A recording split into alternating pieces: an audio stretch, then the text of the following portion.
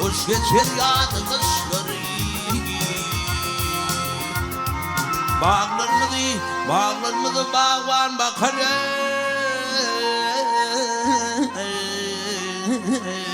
Meyvelidir iyidir ağaçları.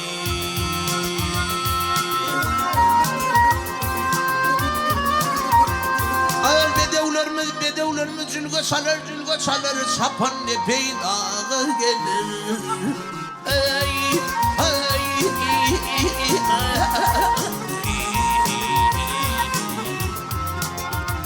Ya tabın taptan ördü kallara.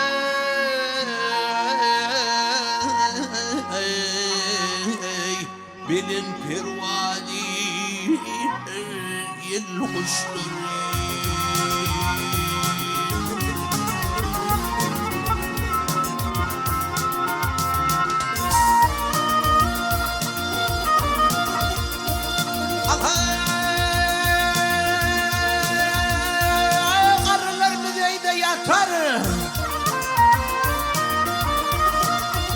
Ya karılar müzeyde yatar, karılar müzeyde yatar, yiğitlerimiz halda atar.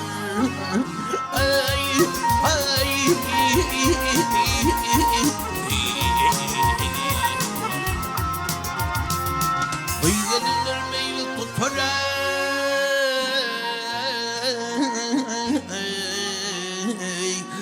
O da paydır yedişleri.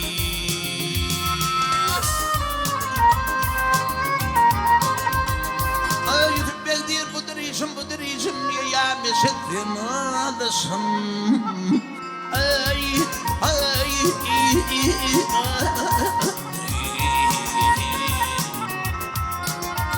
Kapalı kontun beni başıma.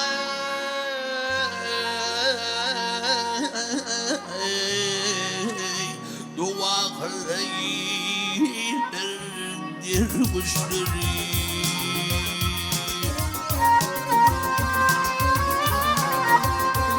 Kum gel yarim,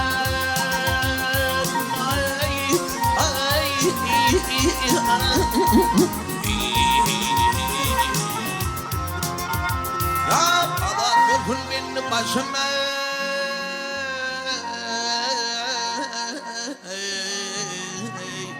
Dua kılaydır dirmuşlara.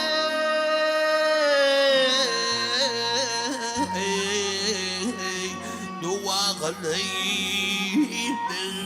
dirmuşlara.